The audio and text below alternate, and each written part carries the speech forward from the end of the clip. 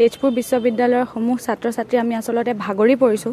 আমাক ministry of এডুকেশ্যনৰ team ইয়াত দুবাৰ অহাৰ পিছতো একো এটা ৰিজলিউশ্যন তেওঁলোকে দিব পৰা নাই। বাৰে বাৰে আহি আমাক ঠগি থৈ যায় বুলি আমি ক'ম, ঠগি থৈ গুচি যায়। আমাক এতিয়ালৈকে আমাক টুপি পিন্ধাইছে, একদম স্পষ্ট ভাষাত টুপি পিন্ধাইছে। আমি বিচাৰিছোঁ, আমাৰ সময়ৰ যিহেতু মূল্য আছে, আমাৰ ভৱিষ্যতৰ মূল্য আছে, আমি ইয়াত পঢ়া শুনা কৰিবলৈ অহা ল'ৰা ছোৱালী, আমি বিচাৰিছোঁ যে মিনিষ্ট্ৰী অফ এডুকেশ্যনে যাতে খুব সোনকালে আমাক এটা ৰিজলিউশ্যন দিয়ক। তেওঁলোকে যিহেতু ফটা কাগজত আমাক লিখি দি থৈ গৈছিলে যে অতি সোনকালে তেওঁলোকে এখন ইনকুৱাৰী শম্ভুনাথ সিঙৰ বিৰুদ্ধে ইনিচিয়েট কৰিব, আৰু আমাৰ মিটিংখনৰ ভিতৰতো তেওঁলোকে আমাক জনাইছিলে যে ভাৰ্বেলি এচিয়ৰ কৰিছিলে যে শম্ভুনাথ সিঙৰ এগেইনষ্টে খুব সোনকালে তেওঁলোকে ভিজিটৰ লেভেলৰ এখন ইনকুৱাৰী কৰিব। আমাক ৰিটেন দিয়ক, আমাক অফিচিয়েলি সেই ডিক্লেৰেশ্যনটো দিয়ক যে হয় তেওঁলোকে সঁচাকৈ they are committed, that the ministry of education is committed for the betterment of our institute and all the other higher education institute. আৰু তেওঁলোক যে সঁচাকৈ আমাৰ ষ্টুডেণ্টৰ পক্ষে যে মাত মাতিবলৈকে যে ইয়ালৈ দুবাৰ তিনিবাৰ কৈ আহিছে, সেই কথা প্ৰমাণ কৰিবলৈ আমাক এখন লিখিত দিয়ক। তেওঁলোকে অফিচিয়েল অৰ্ডাৰখন ৰিলিজ কৰক, য'ত তেওঁলোকে লিখিছে যে শম্ভুনাথ সিঙৰ এগেইনষ্টে আমি এখন এনকুৱাৰী আৰম্ভ কৰিছোঁ বুলি লিখা এখন আমাক নিকা কাগজ এখন দিয়ক। এতিয়ালৈকে দিয়া নাই। তেওঁলোকে আমাক কৈ থৈ গৈছিলে যে টিউজডেৰ ভিতৰত তেওঁলোকে আমাক সেইখন ডিক্লেৰেশ্যনখন দিব, অফিচিয়েল ডিক্লেৰেশ্যনখন দিব যে তেওঁলোকে হয় শম্ভুনাথ সিঙৰ এগেইনষ্টে এনকুৱাৰী এখন আৰম্ভ কৰিছে, কিন্তু এতিয়ালৈকে আমাৰ হাতত সেইখন আহি নপৰিল। আজি 7 দিন হ'ল, তেওঁলোক যোৱা শনিবাৰে আহি যোৱা, আৰু হয় আমাৰ আজি 86 ডে, আৰু এতিয়া ইমানখিনি হৈ যোৱাৰ পিছতো যদি আমি ভিক্ষা খুজি থাকিব লাগে এজন কৰাপ্ট ভাইচ চেঞ্চেলৰৰ পৰা পৰিত্ৰাণ পাবলৈ, তেনেহ'লে আমি ছিষ্টেমটোক কি বুলি বিশ্বাস কৰিম, আৰু আমি কাৰ ওচৰলৈ যাম এইখিনি সমস্যা লৈ পেলাই? আমি বিচাৰিছোঁ যে আমাৰ এইখিনি সমস্যাৰ সমাধান আমাক সোনকালে মিনিষ্ট্ৰী অফ এডুকেশ্যনে দিয়ক।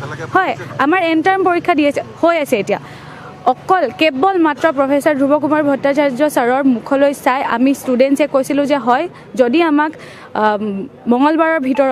যোৱা মঙলবাৰৰ ভিতৰত যদি আমাক ৰিজলিউশ্যন দিয়ে আমি তেনেহ'লে পৰীক্ষাত বহিম।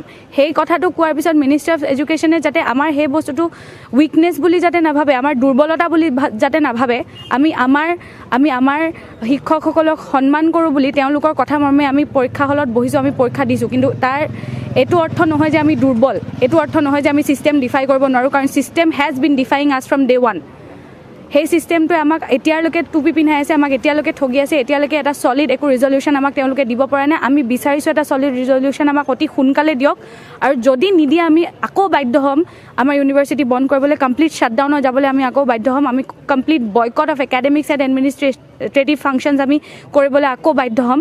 তাৰে আগতে সেই পৰিস্থিতি যাতে আহি নপৰক, তেওঁলোকে মিনিষ্ট্ৰী অফ এডুকেশ্যনে প্ৰমাণ কৰি দেখাওক যে তেওঁলোক they are actually committed to securing the futures of all the young people, young generations of this country. আমাৰ তেজপুৰ ইউনিভাৰ্চিটিৰ ছাত্ৰ ছাত্ৰীসকলৰ ফিউচাৰ ছিকিউৰ কৰিবলৈ যে তেওঁলোক কমিটেড হয়, সেই কথাটো প্ৰমাণ কৰি দিয়ক। তেওঁলোকে আমাক এখন ৰিটেন অফিচিয়েল ডকুমেণ্ট দিয়ক যে তেওঁলোকে শম্ভুনাথ সিঙৰ এগেইনষ্টে এনকুৱাৰীটো আৰম্ভ কৰিছে। হয়, আমি আলোচনাৰ কাৰণে প্ৰথম দিনাৰ পৰাই আমি আহ্বান জনাই আছোঁ। আমাৰ যিহেতু আপোনালোকে জানে ইয়াত পঢ়া বেছি দিন হোৱা নাই, আমি 27 তাৰিখৰ পৰা, নৱেম্বৰৰ 27 তাৰিখৰ পৰা ইয়াত বহিছোঁ। তাৰ আগলৈকে আমি তাতে আমাৰ যেনেকুৱা আমি PPE মডেল যোনটো কৈছোঁ, প্ৰটেষ্ট পৰীক্ষা আৰু প্ৰটেষ্ট পঢ়াই এক্সাম, মানে প্ৰটেষ্টো কৰিম, পঢ়িমো, এক্সামো দিম, আৰু সেই মডেলত আমি চলি আছিলোঁ।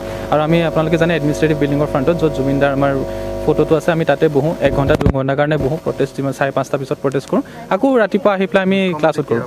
এতিয়া মুখ্যমন্ত্ৰী ডাঙৰীয়াক এইটো আহ্বান জনাইছোঁ, তেওঁ কৈছে যে প্ৰটেষ্টত মই নাযাওঁ, মই য'ত ডিছকাশ্যন হয়, য'ত আপোনাৰ আলোচনা হয় তাত যাওঁ। আমি তেওঁক ৰিকুৱেষ্ট কৰিছোঁ, তেওঁক এইটো কৈছোঁ যে যিহেতু তেওঁ অসমৰ মুখ্যমন্ত্ৰী, আমাৰ তেজপুৰ বিশ্ববিদ্যালয়ত তেওঁৰ বহুতখিনি অধিকাৰ আছে, এতিয়াও ভাবোঁ যে অধিকাৰ আছে তেজপুৰ বিশ্ববিদ্যালয়ত তেওঁৰ, সেইকাৰণে আমি তেওঁক আহ্বান জনাইছোঁ, তেওঁক ৰিকুৱেষ্ট কৰিছোঁ যে আহে আমাৰ ইউনিভাৰ্চিটিলৈ আহক, বিশ্ববিদ্যালয়লৈ আহক, তেওঁ আহি আমাৰ লগত ডিছকাশ্যনত বহে, আলোচনাত বহক। হয়, আমি যাব পাৰোঁ যদি আমাক টাইমটো দিয়ে। আমি বহুত চেষ্টা কৰিছোঁ, আমি যেনেকৈ আমি আগতেই ক'লোঁ যে এবাৰ কিবাকৈ 5 মিনিট আমি পালোঁ, কিবাকৈ 5 মিনিট হ'ল। 5 মিনিটত ইমান ডাঙৰ এটা আলোচনা নহয়, এই আলোচনাত কমচে কম 1 ঘণ্টা 2 ঘণ্টা লাগে, আৰু এটা ৰেজুলিউশ্যনো লাগিব। এনেকুৱা নহয় যে আমি আলোচনা কৰিলোঁ গুচি আহিলোঁ। কিবা এটা তেওঁ যদি লিখিতভাৱে কয় যে হয় মই মুখ্যমন্ত্ৰী হৈ মই বিশ্ববিদ্যালয়ৰ কাৰণে মাত মাতিম, বা এই বিশ্ববিদ্যালয়ৰ উন্নতিৰ কাৰণে মই আগবাঢ়ি আহিম, কাৰণ এইখন বিশ্ববিদ্যালয় অসম আন্দোলনৰ ফলশ্ৰুতিত আহিছে। হয়, আলোচনাটো লাগে। আমি চবকে বিচাৰিছোঁ, চব মানে অকল মুখ্যমন্ত্ৰী বুলি নহয়, আমি ৰাজ্যপাল ডাঙৰীয়াকো কৈছোঁ যে আলোচনা আমাৰ লাগে, আপোনালোকে ইয়াত আহক বা আমাক মাতক, আমি যাবলৈ সাজু হৈ আছোঁ আলোচনাটো কৰি কিবা কাৰণে এই বস্তুটো বহুত অতি শীঘ্ৰে আমি বিচাৰিছোঁ যে এই শম্ভুনাথ সিং নিচিনা দানৱ এটা এই বিশ্ববিদ্যালয়ৰ পৰা আঁতৰিব লাগে আৰু বিশ্ববিদ্যালয়খন নিকা হ'ব লাগে, বিশ্ববিদ্যালয়খন ভালকৈ চলিব লাগে, যাতে আমাৰ ভাইটি ভণ্টি যোনে আহিব কাইলৈ এইখন বিশ্ববিদ্যালয়ত পঢ়িবলৈ তেহেঁতে এখন ভাল বিশ্ববিদ্যালয় পায়। कि जो वाइस चांसलर शंभुनाथ सिंह हैं उनको हटा दिया गया है और उसके जगह पर तेजपुर यूनिवर्सिटी में एक नया एक्टिंग वाइस चांसलर लिया गया है। लेकिन वैसा कुछ नहीं है सिचुएशन ऐसा है कि मिनिस्ट्री ऑफ एजुकेशन ने कुछ क्लेरिफाई ही नहीं किया। उस दिन मीटिंग में उन्होंने ये बोला था कि legally vice chancellor Shambhunath Singh ही है, लेकिन उन्होंने ये भी अपोज किया था कि जो हम लोगों ने एक्टिव वाइस चांसलर बनाया है वो भी लीगली करेक्ट नहीं है। तब हमने उनसे सवाल पूछा कि अगर वो लीगली करेक्ट नहीं है तो आप उसको अपोज करिए, और उसके रिगार्डिंग कुछ डॉक्यूमेंट दिखाए, तब उन्होंने वो भी डॉक्यूमेंट नहीं दिखाया।